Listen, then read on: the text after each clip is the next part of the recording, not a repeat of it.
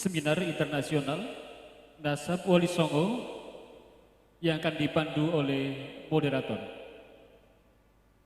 Saya berikan waktu kepada Bunda Tun Susana, sama nanti dilanjut oleh Tengku Syarifah Maharani. Assalamualaikum warahmatullahi ta'ala wabarakatuh. Kerana saya diberi 15 minit, saya kena cepat. Silakan video nombor 1.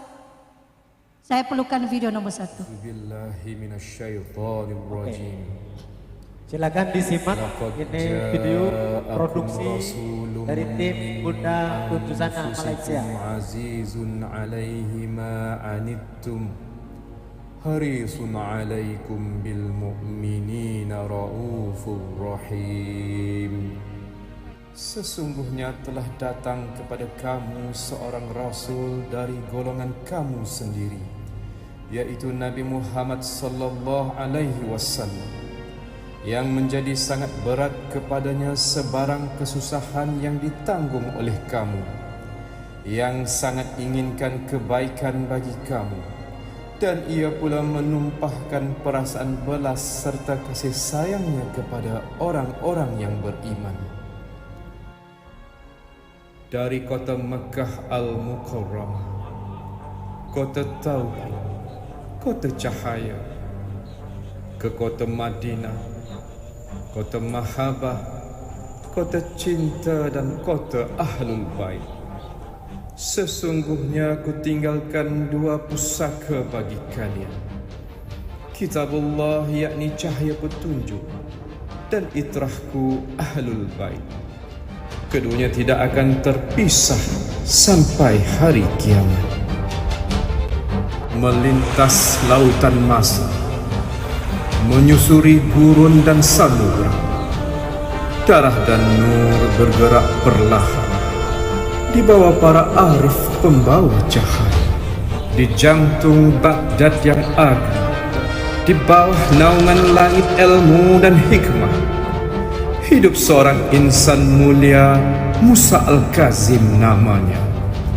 Dalam denyut kota para cendekia, ia menyiapkan diri menanggung amanah, menyebar nur ke alam nan jauh. Cahaya itu berarak berkelana.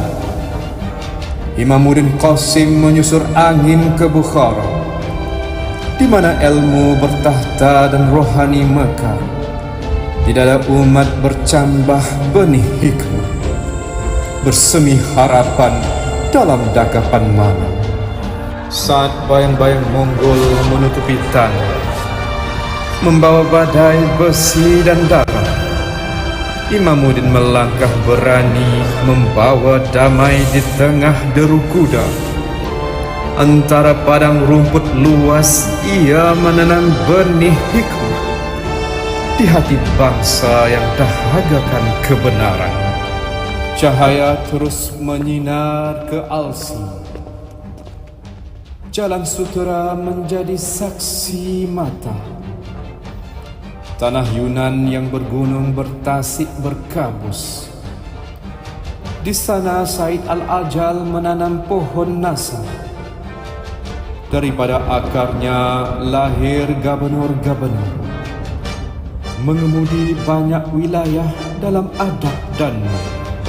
Dari jalur sutera yang berdebu dan agung, Said Husin pun lahir, mewarisi wasiat para penghantar cahaya. Bagai ombak menyentuh pantai, cahaya itu terus mengalir ke Al-Hind, tanah para wali-wali 7 yang menabur benih tauhid di bumi bertuah. Cahaya dan darah terus mengalir ke bumi Malawiyah.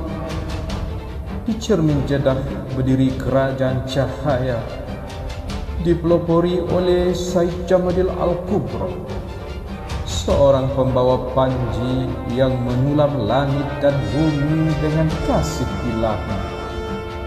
Di sini tertegaklah Kesultanan Malawiyah.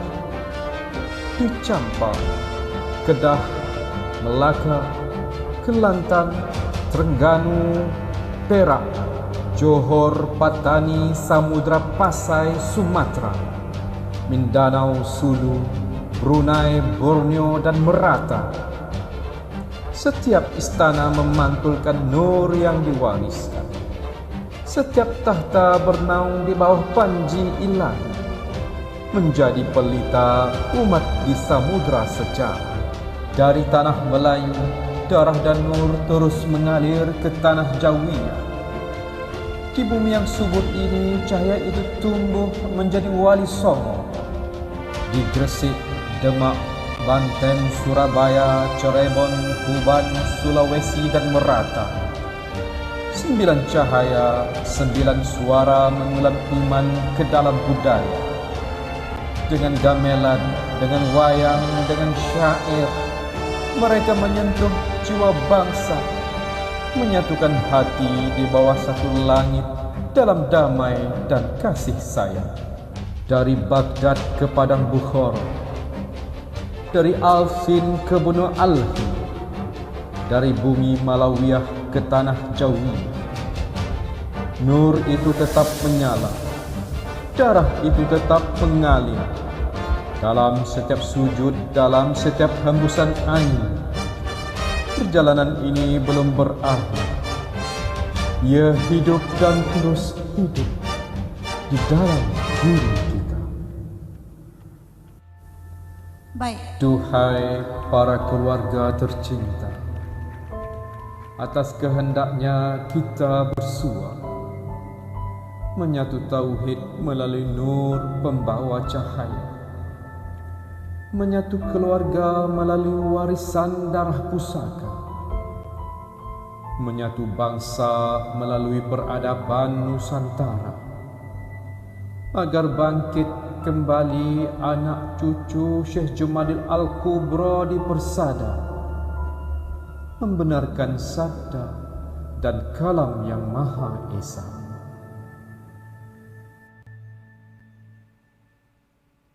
Alhamdulillahirabbil alamin. Saya berdiri di atas pentas pada hari ini adalah untuk kerana saya tidak diberi banyak masa untuk memperkenalkan keluarga zuriat Wali Songo kepada adik-beradik kita yang lain. Kita mempunyai 300 lebih juta orang Islam di seluruh Nusantara, dan 300 juta ini orang Islam ya, yang mempunyai peradaban berdasarkan Ahlussunnah wal Jamaah, tauhid, tasawuf dan akhlak peradaban mulia. Antaranya adalah disebabkan kekeluargaan Wali Songo. Tetapi apabila kita sedang bercakap tentang Wali Songo, kita jangan lupa Wali Songo adalah salah satu daripada juzuk adik-beradik yang mana kakeknya adalah Syekh Jumadil Kubra. Jadi saya pada hari ini berada di atas pentas bukan sebagai ahli nasab, tetapi sebagai ahli sejarah. Untuk saya mengenalkan bahawasanya nasab yang dirungkai ataupun dikeluarkan oleh Kiai Izam tadi, ada cerita-cerita di sebalik, ada sejarahnya, ada tokoh-tokohnya, ada pembawa peradabannya, ya. Dan saya akan, kerana saya tidak diberi banyak masa, ya, saya hanya akan memberikan beberapa ya tip, ya. Di sini kita ada wakil daripada Sekretariat Syekh Jumadil Kubra. Apa yang Kiai sebut tadi, kita telah menghimpunkan di dalam satu salasila besar, ya, Leluhur Syekh Jumadil Kubra, yang menghimpunkan bukan saja daripada keluarga Wali Songo tetapi adik-beradik kita yang lain. Di mana, ya, di Malaysia, di Kelantan, Terengganu, Kedah, di Sulu, Brunei, Mindanao, di mana lagi, di Palembang, ya. Nusantara itu ramai ya, adalah adik-beradik kita. Daripada juzuk-juzuk yang lain yang menjadi ulama, waliullah dan raja-raja. Hatta ada yang raja-raja di Malaysia yang memerintah pada hari ini masih daripada kekeluargaan Syekh Jumadil Kubra, ya. Dan ini adalah buku, kemarin masa di Temboro itu saya telah mengeluarkan buku Syekh Jumadil Kubra versi Malaysia. Alhamdulillah kita telah pun ada Syekh Jumadil Kubra versi Indonesia, ya. Dan kepada mereka yang mahu akan apakah sejarahnya itu, senang saya ambil saja di di booth kita, timeline Syekh Jumadil Kubra daripada Musa Kazim, ya, boleh tengok di sini. Jadi untuk kita menghayati sejarah Syekh Jumadil Kubra. Dan seterusnya video kedua ya tidak banyak, cuma dalam sekitar 3 minit saja untuk kita menghayati siapakah nama-nama tubuh badan tokoh-tokoh dari perkeluargaan Syekh Jumaidi Kubra selain daripada Wali Songo. Silakan.